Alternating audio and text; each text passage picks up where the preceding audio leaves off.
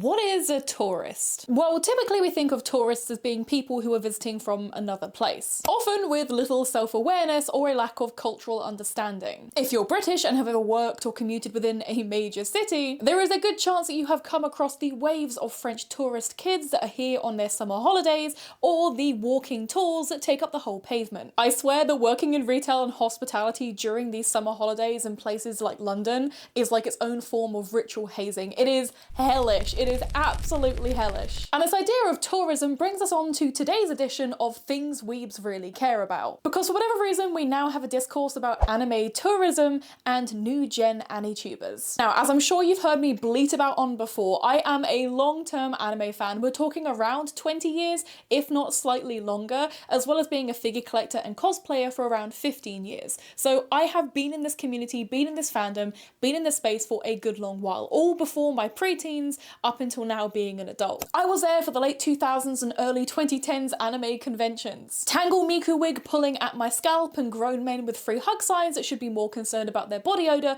than getting young girls' attention. And because I've been in this community, this fandom for so long, I do consume all kinds of anime media, and I have encountered and watched all kinds of anime media. Everything from the classic moe blob slice of life anime, which I think we all enjoy in some capacity, whether it be K-On!, Bocchi the Rock, or something in between, all the way to more controversial and polarizing media, which often incites discussions around censorship and what should and shouldn't be within anime. And for a bit of context, I'm kind of in this personal weird grey area when it comes to censorship, purity culture, and fandom. It's actually a topic that I plan to cover in a future video, and I already have a 12-page and counting script for. But to simplify it for this video, and for the topic that we're actually discussing, I do believe there is this fine line between dead dove don't eat, but also questioning why somebody would want to eat it. But the controversy that has been occurring in online anime spaces over the last couple weeks is this discourse about new gen anime fans, people not knowing the history or appreciating the history of anime, and people also trying to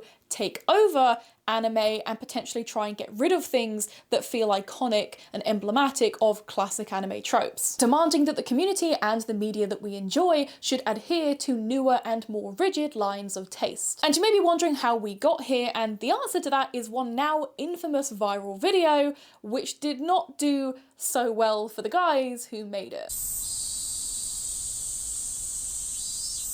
So just last month, on September 2nd, popular short-form anime content creators, the AnimeMen, ended up uploading a video titled, "We ranked the first episodes of every year's most popular anime, 1961 to 2025. Although allegedly, according to some comments, the original title didn't actually state that they were only watching the first episodes of these kind of popular anime per year, and instead was just very, very vague, basically just saying we watched the most popular anime. And they only made this change after the controversy began picking up once they uploaded the video. But essentially, this video is exactly what the title describes. A group of anime men sitting down and watching the most popular anime per year and ranking the first episode of said anime. And as expected, with a just over 26-minute runtime, there just wasn't a lot of room for detailed and in-depth discussion and dissection of said shows, with each anime that they covered getting anywhere from 10 to 60 seconds of dedicated review. You finished Doraemon, you know? Yeah, the first episode was Lost in Time, 1973, and we watched 2 minutes of it.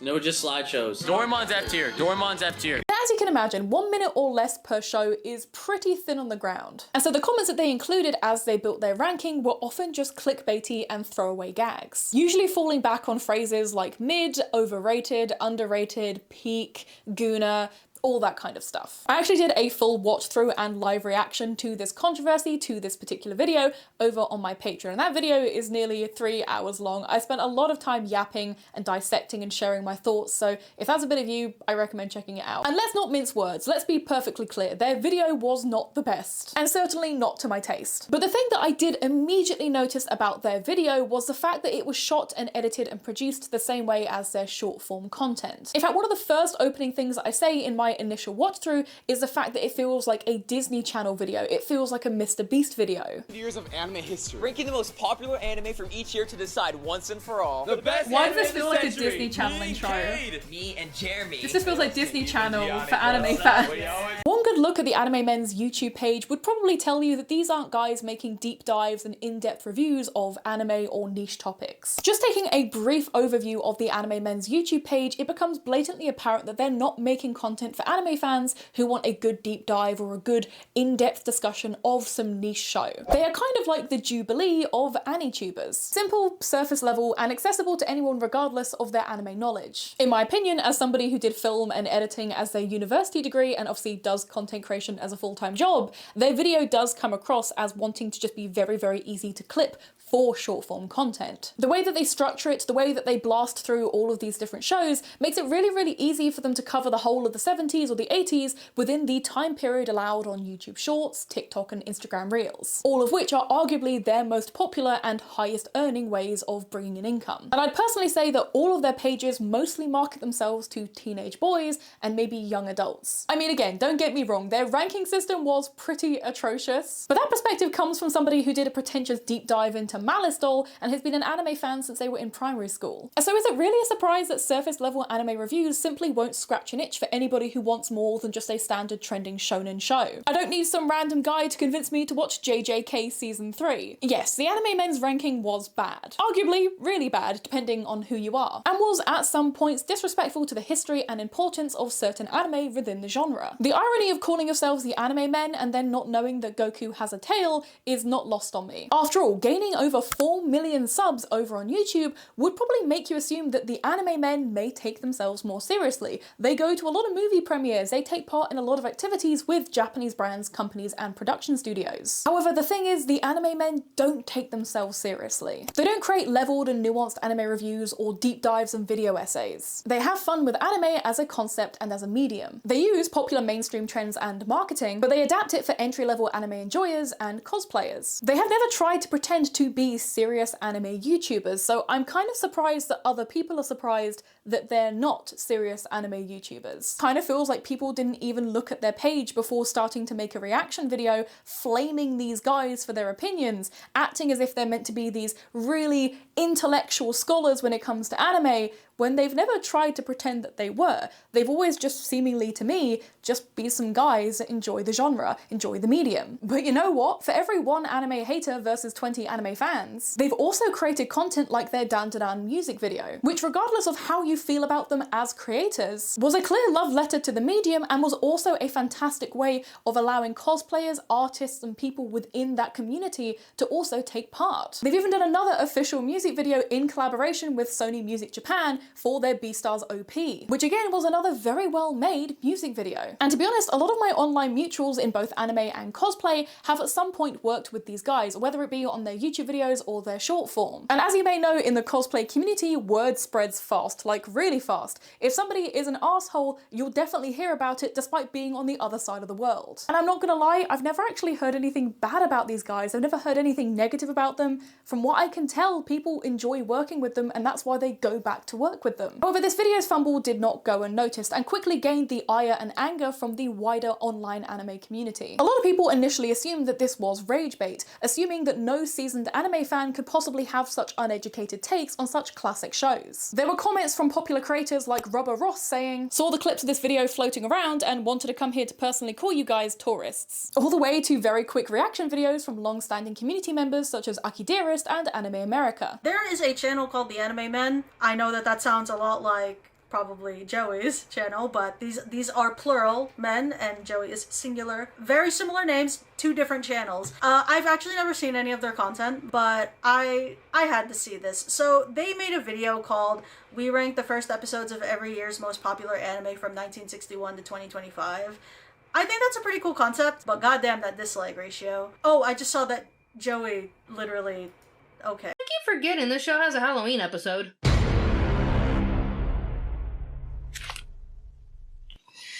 Hate being interrupted. With some of the criticism just starting to turn plain nasty, with videos titled "Delete your channel now!" and using the R slur in the thumbnail to describe these guys. But what the hell did I just watch? Goku with a tail. I've never seen that before. I've never seen that before. I've never seen that before. Oh my god, young man. Kill yourself! I used to hate anime my whole entire life. Until 2020, the first actual anime episode I ever watched was the first episode of Dun. It was so good. Absolute masterclass, masterpiece. 3, 2, 1. S tier! Kill yourself! yourself! I am not kidding when I say that I just saw one of the worst YouTube videos ever. Many people fixating on the fact that one of the guys in the video says that he just wasn't an anime fan or didn't like anime before 2020. But the reaction that really pushed this whole conversation towards the idea of tourism was a video by Joey the AnimeMan titled The Anime Tourism Problem. In Joey's video off the back of all this drama, he discusses the idea and the concept of anime tourists. People who are self-proclaimed anime fans, often being younger people or new gens that discovered anime in 2020 during lockdown, taking over these spaces and fandoms and having no respect for the people who already enjoyed that media before them. The irritation of knowing that you struggled with being bullied for liking anime, and now the people that could have or would have bullied you as a kid now get to turn around and make anime part of their personality too. It was very common in the real world, and I was a big victim of this, that if you came out and said that you liked these Japanese cartoons, you would just be bullied for it. Oh, you like these weird Japanese cartoons with like your anime schoolgirls and blah, blah, blah, blah, blah. I mean, trust me, I was there. I got bullied for it in school, you know, not only being the only remotely Asian kid in my school, but the only kid really who knew about this weird and wonderful world of Japanese cartoons. And so imagine my shock when, over the COVID pandemic, especially, and even a little bit before then as well, I'd say ever since the rise of TikTok, all of a sudden, those kids who were definitely at school bullying those kids who loved watching anime, then turned around and went, hey, you know what? Anime's actually kind of cool. Joey even cites that anime tourism is part of the reason why he started to step away from making anime reviews and videos in the same way that he did in the early 2010s. To be honest, most of his video was just kind of this back and forth between being annoyed that new gen fans are so concerned with what other people are consuming and have it a lot easier than we had it, whilst also acknowledging that this new mainstream accessibility and the popularity of anime has allowed the medium to not only grow, but also flourish and produce more content for their Western audiences. Anime companies are starting to actually consider and listen to their Western clientele. I mean, when I was growing up as an anime fan as a teenager, it was really difficult to buy authentic anime figures, for example. Trying to convince my parents to use ARMY or buy from anywhere that wasn't eBay was difficult, and there wasn't any local shops or easy UK websites to buy that merchandise from, so quite often you're ending up with bootlegs from anime conventions, or you just don't have anything at all. It is so much easier now than ever for new fans to have access to plus-size cosplays or cosplays of characters that they actually want to cosplay, authentic anime merchandise and memorabilia to just engage with that won't break the bank, and even just having movie premieres for things like the new Chainsaw Man movie or even a special rerun of Perfect Blue in cinemas. The fact that I went from being a huge anime fan as a kid to then working in brand management for Bandai UK to now being a full-time content creator in the pop culture niche is all thanks to the popularity of things like kawaii culture from Japan and anime. Myself and many other creators would not have the opportunities that we have if it wasn't for the mainstream popularity and growth of anime. It's just kind of a simple fact. And so I do kind of get it. Most of Joey's feelings weren't invalid or bad at all. Sure, I didn't necessarily vibe with the idea of wanting to correct new gen fans. Neither did I think that joking about bullying them also made much sense when you were previously lamenting on the fact that you got bullied for liking anime. But in general, his video was fairly innocuous, if just a little bit jaded. And you know what? When your whole career has been in anime YouTube, and you've made such a name for yourself in that sphere, you're probably allowed to be a little bit jaded. But just like anyone, Joey isn't immune from having a bad take or a lack of research in his content. In his most recent video, The Disturbing Bottom of the Anime Iceberg Explained, he goes on to mention the 3-part OVA series Malice Doll. I am Doll, and I will give you a kiss.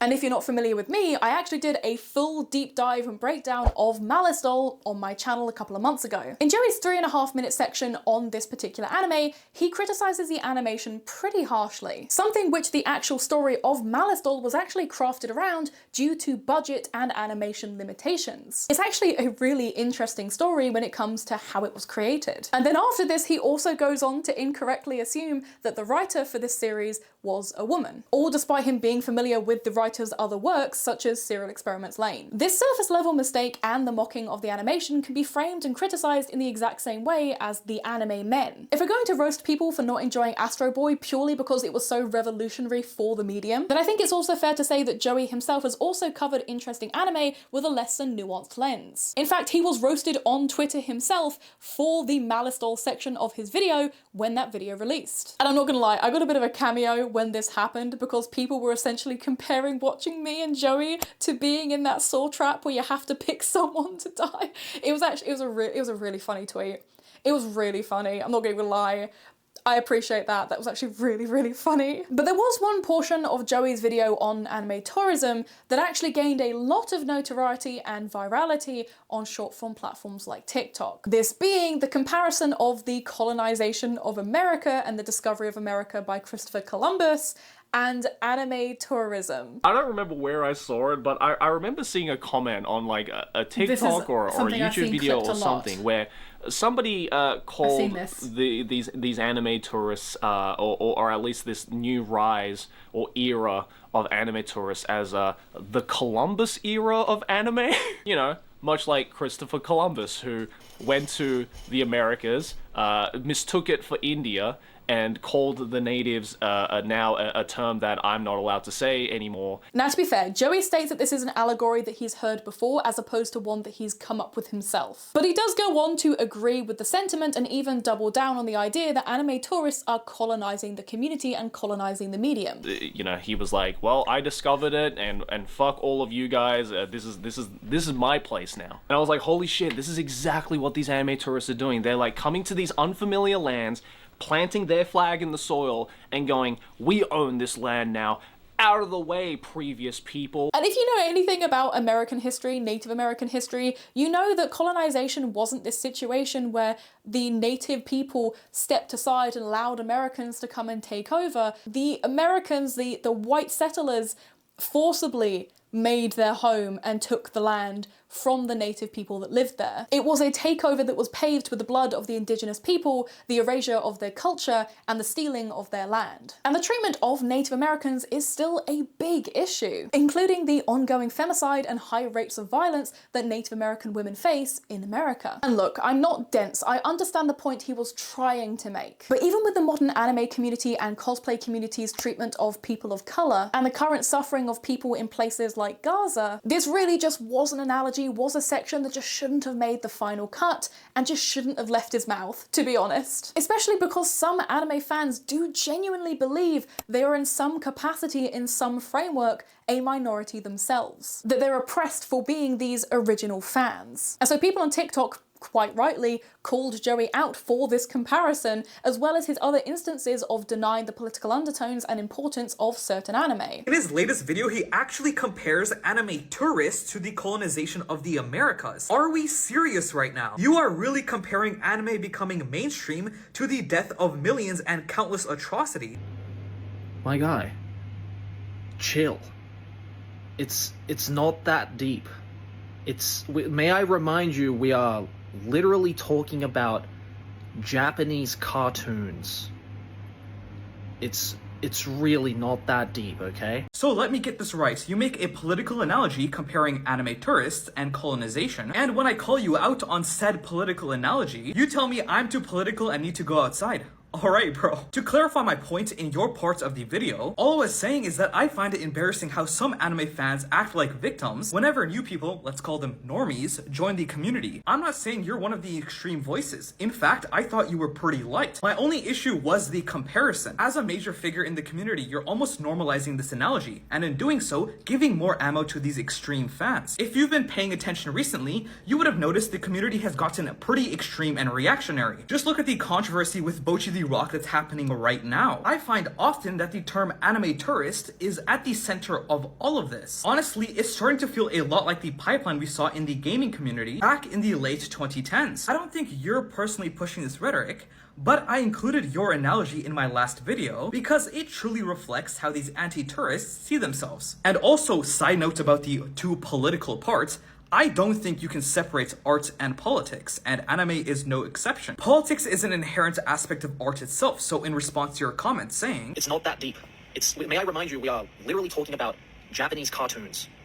It's really not. It's in fact is that deep. Somebody that actually had a sound soul residing within a sound body would not be making the comments that Joey the AnimeMan is making right now. Because why is he online doubling, tripling down on the fact that he compared people who are bringing out valid conversation towards the anime community and the manga industry overall? He calls them anime tourists, which I really want to start thinking it's a dog whistle now, and compares them to Christopher Columbus discovering the Americas for the first time. Who would say something like this in their sound mind? Hey, Joey, I don't mean to be the bearer of bad news to you, but it is that deep. It really is that deep. And I just can't, in like good conscience, understand why you believe that 100 million Native Americans that died as a result of the westward expansion is somehow the equivalent of anime gaining an audience of normies that have opinions that you do not agree with. As well as his alleged consumption of certain controversial and polarizing types of anime content, such as lolicon. Something which many anime fans, especially these anime tourists, very often find distasteful and sometimes quite disturbing. Just letting you know, the AnimeMan has been a fucking weirdo.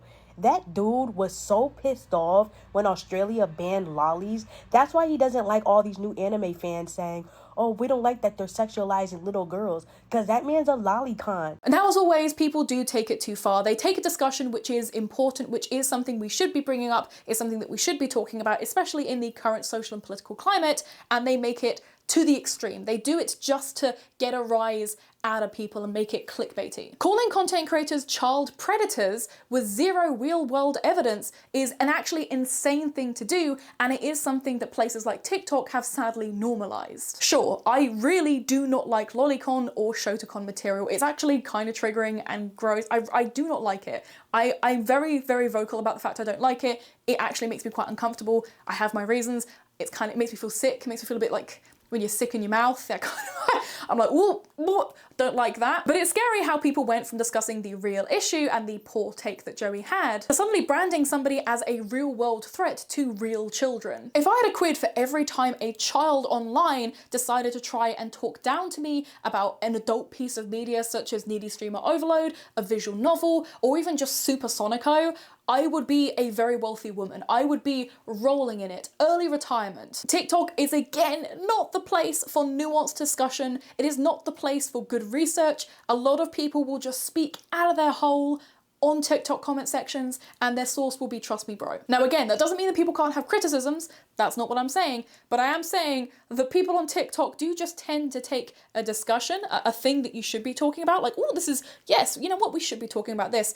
And they say, okay, also, this thing now exists. The way that TikTok kind of works is it wants to promote the most extreme possible outcome of a thing. So it goes from being a nuanced discussion or a level discussion in education on, hey, maybe don't compare like just anime to the colonization of indigenous people, to then suddenly just being a discussion about how somebody is apparently a predator. The amount of comments I saw calling this man like a straight up child predator, not just even like a lolicon. Are we talking child predator? Crazy work. Again, do I agree with that kind of material? No, we're going to talk about that. But like, that's a crazy take to have, and it's scary how normalized it is. And if you're somebody who does this, maybe you need to log off, stop consuming anime for a bit, go outside, make some friends, touch some grass, play football. I don't like football. Play a sport, pet a dog in the local, go up to a nice friendly dog, ask the owner, say, can I pet your dog? It'll make you feel a lot better. Go for a friendly health walk, mental health walk. Do something that, for the love of God, isn't inciting criminal accusations. Once again, an important conversation online was quickly derailed and completely trampled over by enthusiastic users who were hoping to make Joey their villain of the week. Something which didn't have to be relevant to all the criticisms that you could very well have with his video and maybe with his content as a whole. Now, as somebody who is only 4 years younger than Joey and would say has been into anime for about 20 years, I want to discuss my personal issue with the term anime tourist.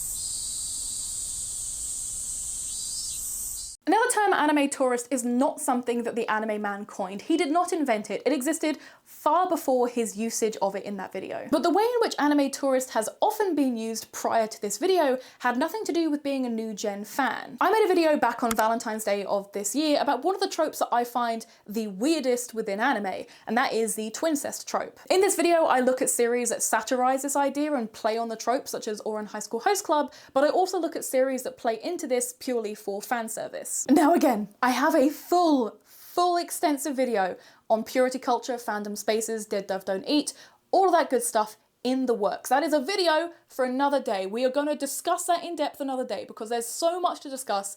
Oh my god, it needs its own video. We're not cooking it here. But to be clear, I am not some puritanical fanatic that believes that dark topics, difficult themes are somehow off the table for discussion and exploration. However, I have always taken personal and public issue with how anime often depicts fan service when it comes to children and women. Because let's touch some grass here for a minute. Japan has some very concerningly lax laws when it comes to CSAM material, as well as their prosecution and diligence when it comes to catching criminals that commit SA. And also essentially no laws when it comes to how minors are depicted in animated media. When you go to areas like Akihabara or chains like Melon Books, you will come across a lot of media which may make you feel uncomfortable. Media which you wouldn't just get out in the open, or maybe even wouldn't be allowed in places like the UK or Australia or America. And it is just out in the open, sometimes in fairly public view, or just in an anime shop on the stairwell. A lot of this stuff isn't safeguarded, covered up, censored in the same way that it is here. You're not experiencing a lot of barrier between you and seeing that content. And again, regardless of how much of a seasoned anime fan that you are, I think it's valid to find that stuff uncomfortable. I think it's really normal to see that stuff and think, hey, that's not a bit of me. Actually, I kind of don't like that. It's a bit strange how normalized and glorified it can be. And in my video on Twincest, I said just as much. It almost feels like the karmic balancing of the universe. If you have a show like Candy Boy, then you need to have a show like Dominion Tank Police. In Candy Boy, it's specifically made for the viewer's pleasure, whilst in Dominion Tank Police is a means to an end to benefit the duo, using others' fascination and interest in them to their advantage. At the end of the day, I think exploring difficult or taboo subject matters can be tackled in good faith. Just because a movie or novel explores problematic themes that have come from real life stories or experiences doesn't automatically mean it exists to be desirable or enticing to the viewer. I think we forget that just because an adult situation or topic is being handled, that doesn't necessarily mean it's being sold to us as an enticing fantasy. I do not think any normal adjusted person would watch The In-Betweeners or any of its PG-13 rated scenes as something to rev your engine up to. However, in turn, I had a lot of people in my comment section over on YouTube, but also in the short form clips I made on TikTok, calling me a tourist, calling me a fake fan and a poser. I had people questioning my media literacy skills, all because I find the usage of this trope as fan service to be distasteful and weird, especially when it comes to minor characters. All of this despite the fact that many real-life twins who commented on my video echoed the sentiment of this kind of trope actually affecting how people treat their real-life relationship. The fact that being a twin is often fetishized through the same lens that quite often is serviced in anime and other forms of media. And another female creator like myself actually had the same kind of backlash, in fact quite a lot worse, when she made a video on the 2000s anime girl eroge images that were often used in nightcore edits and were glorified for people my age. And to be honest, I found her video to be a really great reflection of the fact that young people quite often find themselves within anime and use anime as a creative outlet. They took these images of young anime characters, these cool girls in cool clothing,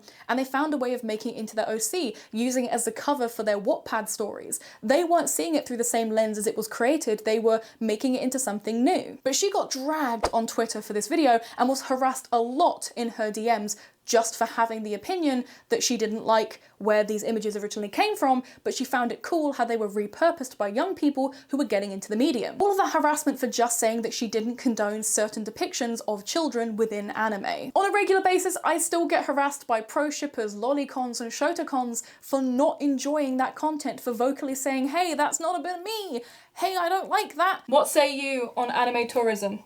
Oh, it's a man, so can't trust it. Something about liking minors. Right, take that cup away. Take that cup away. Just be careful. What do you think of Dragon Maid? Hannah's my favourite. I love kids, Charlie. I love kids. Get that cup away. Get that cup out of here. The term tourist has often been thrown at people who have criticisms with anime's use of age and depiction of children in the medium. Even off the back of the AnimeMen's controversy, video reactions to it had comment sections filled with dicey, strange comments like this. Got hit by that back in college after being invited to a gamer club. It was shortly before my realization that the only correct answer to anything a disingenuous tourist or a wokeoid is to call them a slur. I said I'm a lolicon and like actual lollies and not the fake 20-year-old who is petite and not lolly. People call me a pedo and I'm like, they are fake. Oh my fucking god, what? What the f is this? These are real public comments left by people who genuinely believe that having a criticism with anime automatically means that you don't respect the medium, that you don't understand the history on it, and that you're completely uneducated on that whole art form. That your opinion on a certain medium is completely invalid if you dislike a certain aspect of it. That you can't see the positives in certain media if you also criticize the negatives. I put off Dress Up Darling for ages because I knew about the fan service. And so when I actually sat down to watch it, when I actually made myself watch it, all thanks to a video that I saw here on YouTube, I actually realized how great the story was. Dress Up Darling is a fantastic love letter to cosplaying. It doesn't have any of this petty drama, it has a really lovely slow burn romance, and every single character in the show is likable in some capacity. It's a really great show about the passion that you can find within the fandom and cosplay community. The different ways that people choose to express themselves thanks to anime. I can honestly say that I enjoy the show. But I also agree with a lot of people in stating that this story, this manga, this show would have lost nothing at all if the characters weren't in high school but were instead in university. The story wouldn't change pretty much at all. It could be completely identical. There's nothing that really makes it essential to have set in a school. But it'd make the overbearing fan service of who is a teenage character a lot less of a roadblock for what genuinely is a really sweet story. I don't think criticism has to be or should be black and white. I think visual media has that gift of being able to explore dark and taboo topics in a many number of interesting ways. When we use terms like tourism, we completely shut down this conversation when it comes to anime, and we also don't allow the medium to grow as a whole. If Panty and Stocking can fix Garterbelt's lip colour to be a lot less racially caricaturesque in season 2, I don't think it's too far of a stretch to expect anime to continue to evolve as more and more people have their criticisms and feedback with the art form. Not every video or creator has to be this Kubrick level of cinema. The AnimeMen have their niche, and that's within safe, palatable, and surface level anime content. Sure, their video was not good,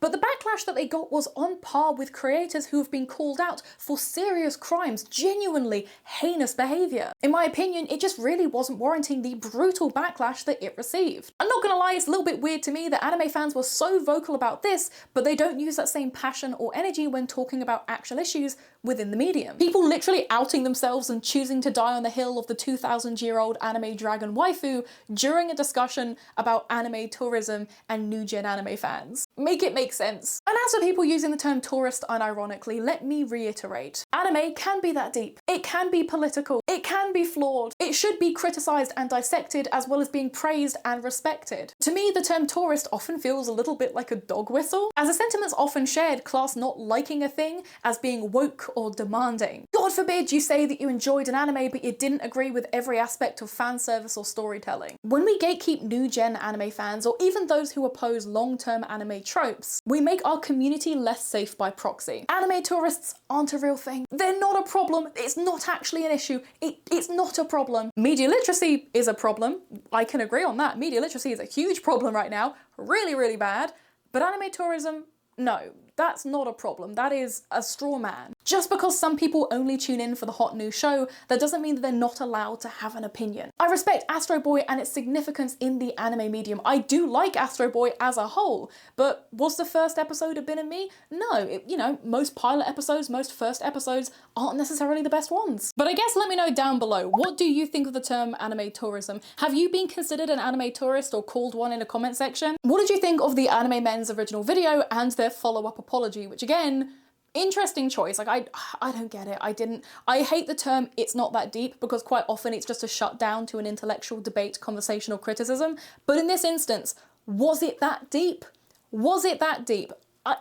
Let me know, I guess. Let me know down below. Now, as always, I want to give a big thank you to my patrons for supporting my channel and what I create, with my Oshi tier patrons being Nina Hopkins, JMN R16, Idiot Insomniac, Lucy, Shy Raw, Nubby Bunny, Harukivo, Danny16, and Sweet Misery, as well as all of our beautiful otaku tier patrons as well. Starting at just $2.50 a month, you can support me and what I create over on Patreon. And for the otaku and Oshi tier members, not only do you get your name called out or shown on screen, you also get access to behind the scenes content and bonus content, including my old office room tour, my current new video and live reaction to this whole controversy, as well as many upcoming Japan vlogs and also a full playthrough of the Jirai dating sim. It's taken me a little minute to get that sorted because, as you can tell, I have moved locations and moving completely messed up my routine of everything. But of course, as always, the easiest and cheapest way of supporting what I do is by commenting down below, saving the video, liking the video, sharing it with a friend, and of course, hitting the subscribe button and the bell icon beside it to never miss an upload. Once again, a big thank you to my patrons. My next video is coming very shortly. I'm currently working on another J fashion video, as well as a bunch of other stuff. I've tried to schedule my uploads a little bit more in my head. Let's see if that works out. But in the meantime, it is time for the end of the video fan art and my outfit check. Bye! Hello, it is time for the end of the video outfit check, and today it's kind of anticlimactic. I'm very warm, very sweaty. My office for some reason has just gotten insanely hot. It's literally the evening. I don't know why, but it's fine because it's now time for the outfit check. Top of my head, we have my AliExpress goggles. I've had them for years. It's a classic at this point. You've seen them before on the channel. They're nice, they're cool, they're kind of giving Fully Cooley, they're kind of giving Gumi from Vocaloid. We love them. Next up, we have my necklace from Name Collective. I then have this crucifix from Angel Type, and then I also have a Vivienne Westwood orb. Now, the shirt that I'm wearing is from Puvithel. It is one of their collaboration collections. I love this shirt a lot. Low-key, kind of want a second one, but we love this Puvithel shirt. We love Puvithel in this household. Big up Puvithel. Definitely go check them out. They do a lot of Yami Kawaii clothing, a lot of menhero work. Definitely worth checking out. And then on the bottom, we're rocking the baggy pants brigade because we have these pants I got secondhand from Minga London. These were from Vinted technically, but the brand is Minga. But you can find them secondhand really, really cheap, so definitely worth checking out. But these are really, really great. I love them. They turn into jorts, so I can be Adam Sandler on the weekends. And that's the whole outfit. That's the whole kit and caboodle, I guess. I'll see you in the next video.